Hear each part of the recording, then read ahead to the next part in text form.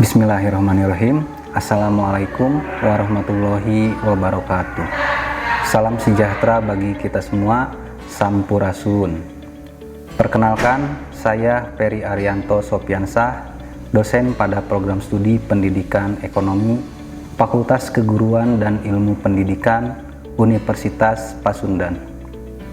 Puji dan syukur kita panjatkan kehadirat Allah Subhanahu wa Ta'ala atas limpahan rahmat, taufik dan hidayahnya, sehingga pada kesempatan ini saya dapat menyampaikan video pembelajaran sebagai salah satu persyaratan pernyataan diri dosen dalam unjuk kerja Tridharma Perguruan Tinggi pada proses sertifikasi dosen tahun 2026. Pada kesempatan ini saya akan memaparkan gambaran umum mengenai mata kuliah Sejarah Pemikiran Ekonomi yang ditempuh oleh mahasiswa semester pertama pada semester ganjil dengan kode mata kuliah MK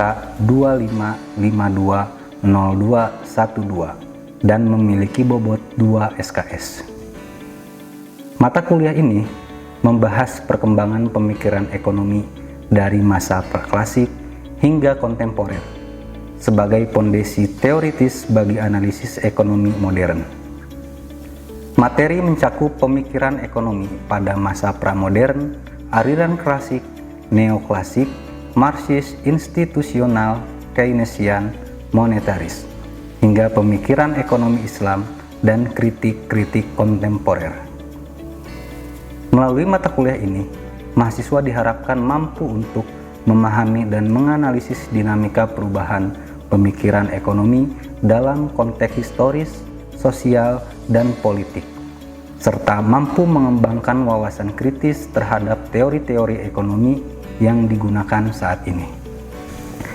Adapun capaian pembelajaran lulusan yang didukung oleh mata kuliah ini adalah mampu menerapkan pemikiran logis, kritis, dan sistematis untuk menganalisis data dan kebijakan ekonomi dalam merumuskan solusi berbasis deskriptif ekonomik, economic theory, dan applied economic guna mendukung pengambilan keputusan strategis, efisiensi sumber daya, serta pembangunan ekonomi yang berkelanjutan dengan menunjukkan sikap bertanggung jawab atas pekerjaan secara mandiri serta menjunjung tinggi etika profesi di bidang ekonomi. Selanjutnya, capaian pembelajaran mata kuliah yang diharapkan dapat dicapai mahasiswa meliputi mampu menjelaskan perkembangan pemikiran ekonomi dari masa pramodern hingga kontemporer dalam konteks sejarah dan perubahan sosial, menganalisis karakteristik serta perbedaan mendasar berbagai aliran pemikiran ekonomi seperti aliran klasik, Marxis, neoklasik, Keynesian, dan aliran ekonomi lainnya. Mengevaluasi relevansi berbagai aliran pemikiran ekonomi dalam menjelaskan dan mengkritisi kebijakan ekonomi pada masa kini. Mengembangkan argumentasi ilmiah secara lisan maupun tertulis mengenai perkembangan pemikiran ekonomi secara logis, kritis, dan sistematis. Serta yang terakhir, mengintegrasikan nilai-nilai etika, budaya lokal, dan profesionalisme dalam merefleksikan perkembangan pemikiran ekonomi. Mata kuliah ini diselenggarakan selama 16 kali pertemuan yang terdiri atas 14 kali perkuliahan, 1 kali ujian tengah semester atau UTS, dan 1 kali ujian akhir semester atau UAS. Perkuliahan dilaksanakan secara luring maupun daring sesuai dengan rencana pembelajaran semester atau RPS. Sedangkan pelaksanaan UTS dan UAS menggunakan sistem Computer Based Test atau CBT. Proses pembelajaran menerapkan pendekatan Student Centered Learning atau SCL dengan mengintegrasikan model pembelajaran Problem Based Learning atau PBL, Case Method, dan Direct Instruction sesuai dengan karakteristik materi yang dipelajari oleh mahasiswa. Berbagai media pembelajaran berbasis teknologi informasi dimanfaatkan untuk mendukung proses pembelajaran yang interaktif, kolaboratif, dan bermakna. Apabila pembelajaran dilaksanakan secara daring, kegiatan dilakukan secara sinkronus melalui Zoom Meeting maupun secara asinkronus melalui Learning Management System yang disediakan oleh Universitas Pasundan. Sistem penilaian dalam mata kuliah ini menggunakan kombinasi asesmen formatif dan asesmen sumatif. Asesmen formatif dilaksanakan melalui penugasan individu maupun kelompok, penyelesaian lembar kerja mahasiswa atau LKM, presentasi, diskusi kelas, serta partisipasi aktif mahasiswa selama proses pembelajaran berlangsung. Sementara itu, asesmen sumatif dilaksanakan melalui ujian tengah semester dan ujian akhir semester. Adapun komposisi penilaian terdiri atas kehadiran sebanyak 25%, tugas LKM dan keaktifan sebanyak 15%, ujian tengah semester atau UTS 30%, ujian akhir semester atau UAS 30%. Demikian paparan mengenai gambaran umum mata kuliah Sejarah Pemikiran Ekonomi yang telah disusun sesuai dengan rencana pembelajaran semester. Selanjutnya saya akan mendemonstrasikan proses pembelajaran pada salah satu subcapaian pembelajaran mata kuliah atau sub-CPMK yang dilaksanakan secara luring. Selamat menyaksikan. Wassalamualaikum warahmatullahi wabarakatuh. Assalamualaikum.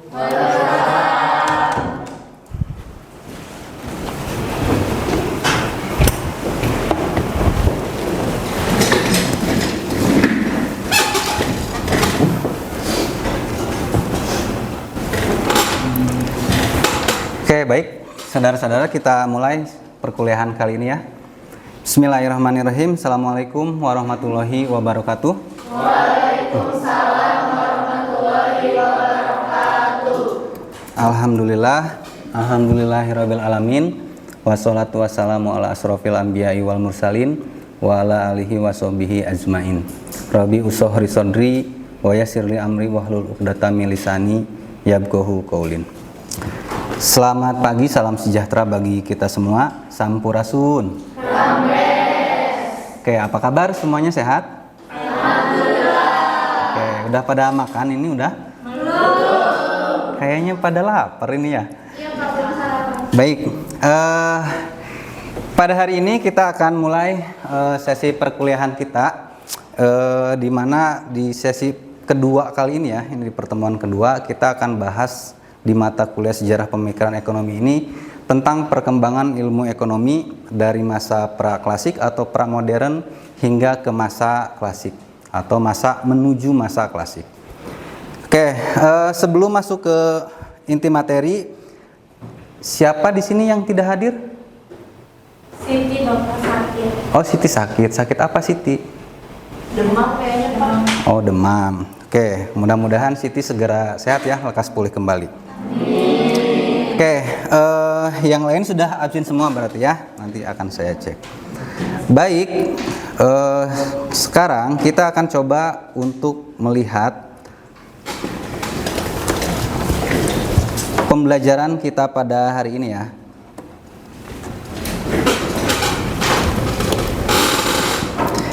Oke, pada kesempatan hari ini kita akan memahami tentang perkembangan pemikiran ekonomi dari masa pramodern hingga masa modern awal.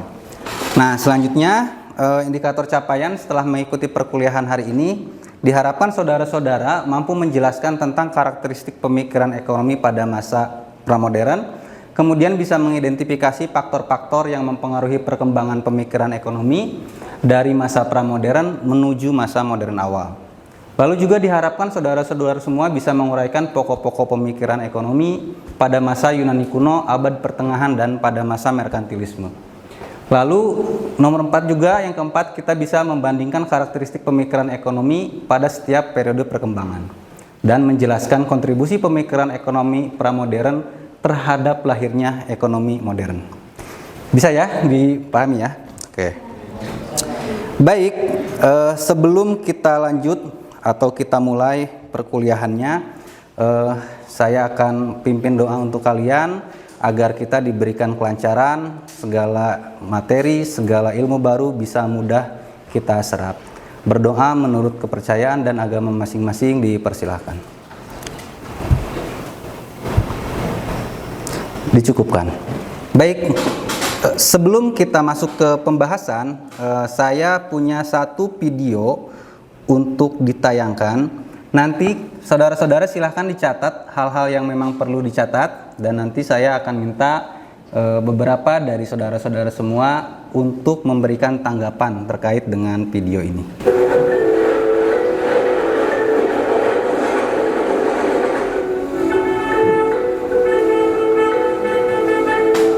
Setiap hari ini kita tidak bersama berbagai macam pilihan, antara dari pilihan yang penting ataupun pilihan yang tidak penting sama sekali. Kalau kita sudah paham basic fundamental dari ekonomi, nah next kita juga harus pahami bahwa Oke, cukup ya. Oke, itu tadi paparan video. Baik, saudara-saudara, ada yang mau memberikan tanggapan? Oke, silakan, Pilar. Oke Pak, dari video tersebut saya bisa beri tanggapan gitu ya, bahwa kenapa pada akhirnya ada skala prioritas, yaitu tadi ada antara kebutuhan dan keinginan, karena ternyata kebutuhan dan keinginan itu tidak terbatas gitu. Kebutuhan kita dan keinginan kita itu tidak terbatas, sedangkan sumber daya seperti uang, kemudian sumber daya yang lainnya itu terbatas. Makanya kita munculnya skala prioritas itu ternyata dari sana gitu Pak. Oke, bagus Pilar. Ada lagi yang lain? Oke, silakan Misha. Menurut saya tanggapan dari video tersebut berarti kita harus memilih kebutuhan yang lebih penting pada yang tidak penting gitu, karena ya betul seperti yang tadi Anya bilang, kalau misalnya sumber daya kita terbatas sedangkan kebutuhan kita tidak terbatas. Oke, betul. Oke, bagus. Kasih plus ya. Oke, bagus. Artinya kalian menyimak dengan baik paparan yang tadi ditayangkan melalui video aja. Oke, sekarang dari paparan tadi memang betul, atau seperti yang disampaikan oleh Pilar dan Mesya, bahwa memang ekonomi itu pada hakikatnya sebetulnya kita mempelajari tentang sebuah perilaku, baik perilaku individu, perilaku kelompok maupun perilaku kelompok besar atau negara dalam melakukan pilihan ya, atau dalam membuat keputusan. Intinya itu sebetulnya saudara-saudara. Kita belajar ekonomi juga memang akan mempelajari segala perilaku. Nah, ini kalau saudara-saudara masih ingat, ini adalah materi yang juga pernah kita bahas minggu lalu. Ya kan? Ada yang masih ingat materi minggu lalu yang juga berhubungan dengan pengantar tadi? Oke, silakan coba Pina. Seingat saya minggu lalu itu mempelajari tentang ilmu ekonomi Pak. Bagaimana cara kita mengetahui mengapa kita harus mempelajari ekonomi, manfaat, tujuan, dan lain-lain seperti itu. Oke, bagus. Terima kasih Pina. Nah, betul ya, bahwa memang dari minggu lalu ke pertemuan saat ini itu memiliki sangkut paut yang cukup jelas tentang ilmu ekonomi yang memang akan sangat penting bagi kehidupan kita sehari-hari. Oke, saudara-saudara, sekarang saya akan mengajak saudara-saudara semua untuk flashback ke belakang, untuk melintasi waktu ke belakang, bagaimana sebetulnya orang-orang pada masa lalu memberikan argumen, menemukan satu gagasan terkait hal yang fundamental ini, yaitu tentang ekonomi. Kita itu sekarang enak, hanya tinggal mempelajari ekonomi. Kita belajar secara teknis. Tapi apakah kita pernah berpikir bagaimana orang-orang pada masa lalu itu menemukan atau membuat suatu konsep yang sampai saat ini itu terus dipakai? Nah, pada pertemuan kali ini kita akan bahas tentang bagaimana satu perkembangan pemikiran ekonomi dari masa pramodern hingga pada masa modern awal. Oke. Nah, di sini kita bisa lihat hal-hal yang memang membuat satu gagasan, membuat satu ilmu itu hadir memang dari segala macam problematika, dari segala macam hal yang memang ada. Nah, tadi kita sudah pelajari tentang apa itu ilmu ekonomi. Nah, sekarang pertanyaan mendasar yang ada dalam kajian ilmu ekonomi itu terkait dengan apa sebetulnya yang diproduksi. Ya, lalu bagaimana barang atau jasa itu diproduksi dan untuk siapa diproduksi. Ya. Nah, ini tuh berlangsung dari masa dulu. Kalau kita semua menyadari ketika saudara-saudara semua lahir ke dunia ini, itu saudara-saudara semua sudah diletakkan segala kebutuhannya. Kalian waktu kecil oa gitu kan, itu kan saudara-saudara semua pasti kalau nggak ingin minum susu begitu ya, kalau nggak kalian buang air gitu ya, dan kalian sudah menunjukkan bahwa kalian punya kebutuhan, kalian butuh susu gitu ya. Nah, orang-orang dari zaman dulu juga begitu, mereka butuh makan gitu ya, sehingga apa, mereka harus memproduksi apa, mereka harus membuat apa supaya mereka bisa survive, bisa bertahan kan, supaya mereka bisa bertahan. Nah, di sini juga ada banyak hal sebetulnya yang bisa kita bahas terkait dengan kelangkaan dan juga pilihan. Sumber daya ekonomi itu selalu terbatas. Kalau kita perhatikan dari dulu sumber daya itu terbatas. Bahkan ada satu kisah, kalau kalian pernah dengar, jadi orang-orang pada masa lalu mereka itu bertahan hidup melalui agraria secara dominan, baik dari pertanian, pokoknya dari hasil-hasil alam. Sehingga mereka itu, orang-orang pada saat itu cenderung terusik dengan, kalau sekarang kita kenal hama, misalkan ada binatang gitu ya. Jadi sebetulnya awalnya itu manusia yang dikejar-kejar binatang. Nah, sehingga respon mereka, perlawanannya itu mereka berburu binatang, itu sebetulnya adalah respon dari manusia itu sendiri, karena mereka yang diganggu awalnya, sehingga mereka melakukan pemburuan supaya tidak diganggu. Oke, saya akan masuk ke sini.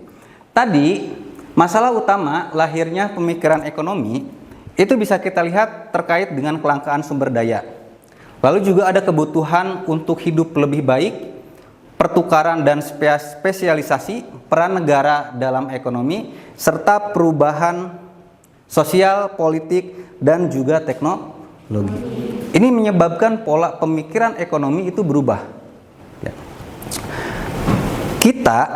Kita akan bercermin pada masa lalu. Kita akan melihat bahwa segala pemikiran orang, segala pemikiran manusia itu pasti akan menghasilkan segala macam pemikiran sesuai dengan di mana mereka dibina. Nah, ini yang perlu kita perhatikan. Pada masa Yunani kuno, dulu mungkin lahir, kalau kalian pernah belajar tentang filsafat, mungkin kalian mengenal Plato, Aristoteles gitu ya. Tidak semua pendapat atau argumen mereka itu sama. Tidak semua sama.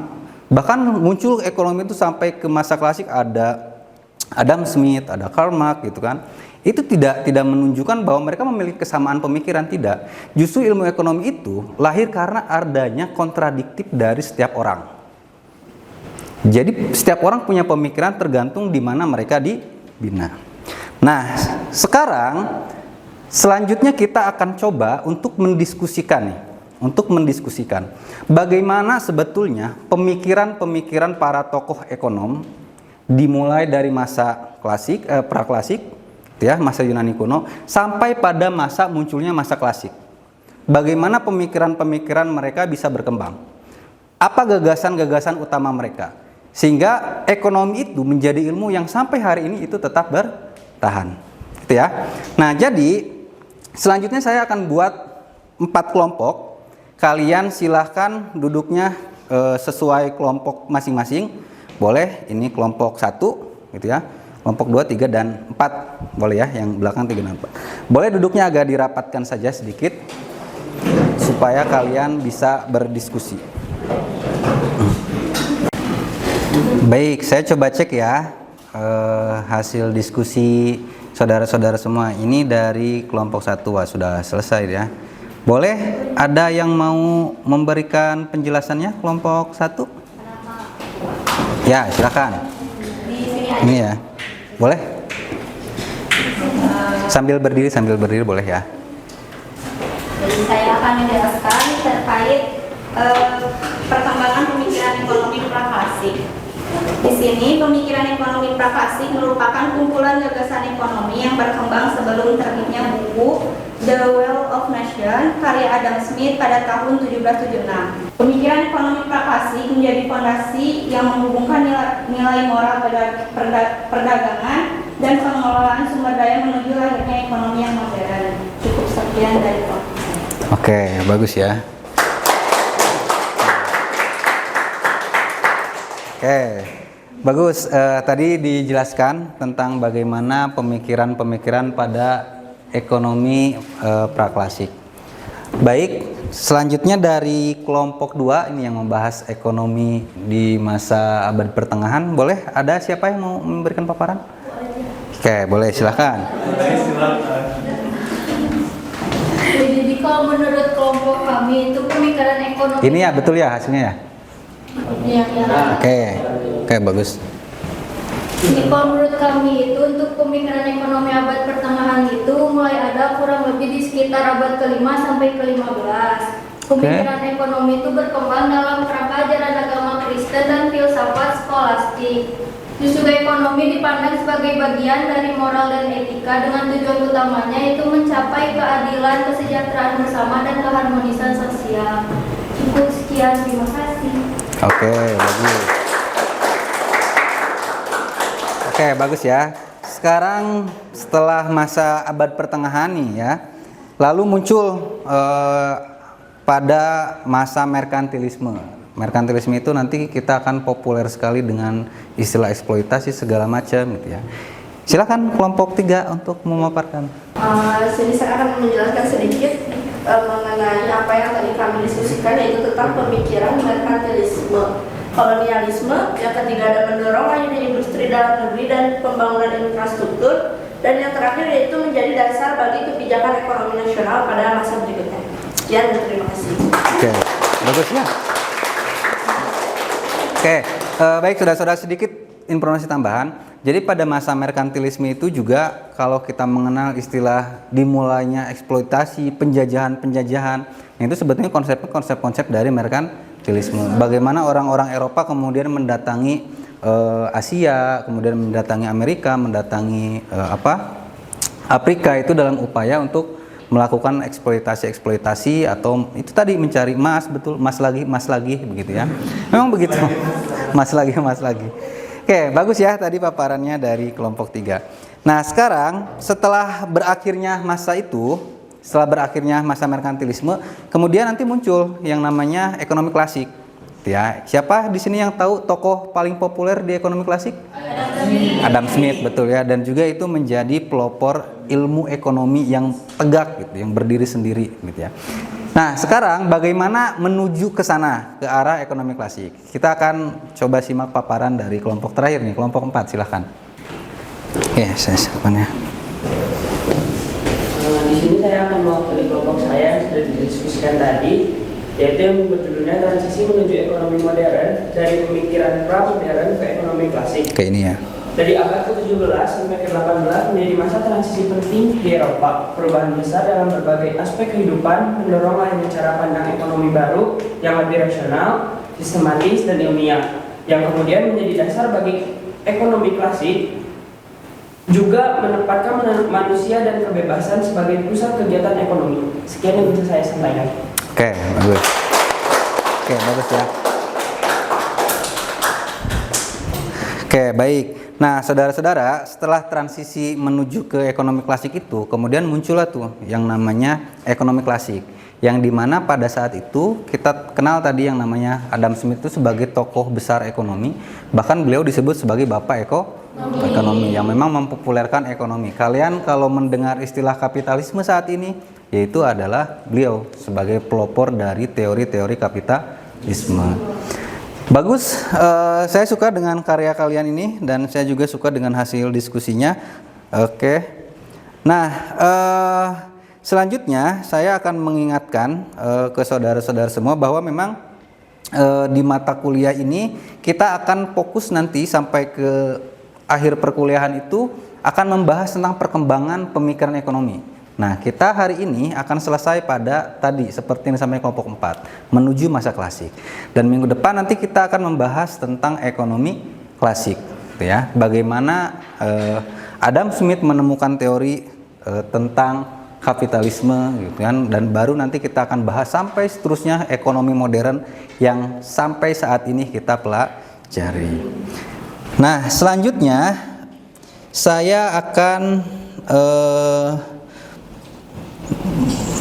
memberikan arahan kepada saudara-saudara semua. Nah, dalam upaya supaya saya tahu ketercapaian kalian dalam pembelajaran kali ini, gitu ya. Nah, kita akan selenggarakan kuis Ya, ini kuisnya cukup mudah nih dan cukup menarik gitu ya.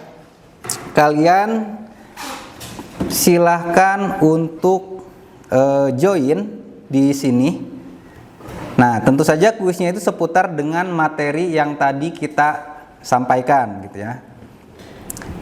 Silahkan untuk di-scan kalian untuk join supaya nanti kita bisa mulai. Bisa?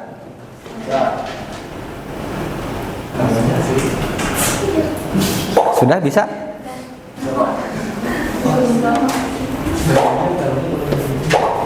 Oke, Asri sudah masuk, Debbie sudah masuk, Hafiz masuk, Bilkis, Maisha. Oke, Maisha 11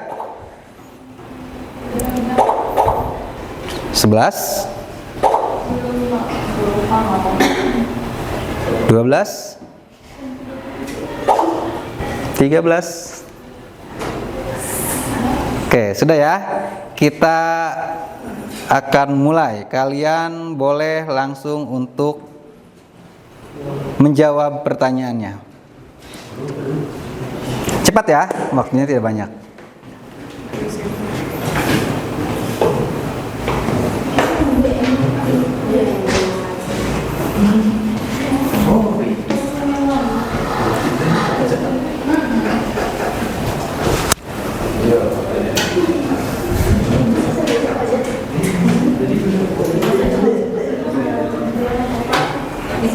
Sudah selesai semua?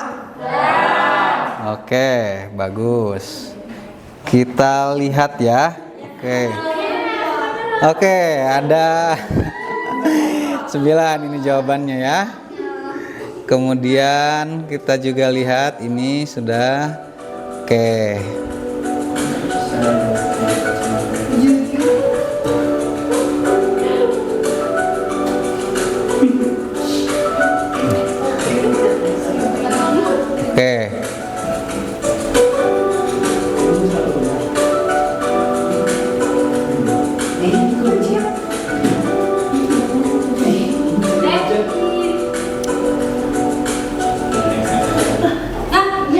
Oke, udah ya, waktunya sudah selesai.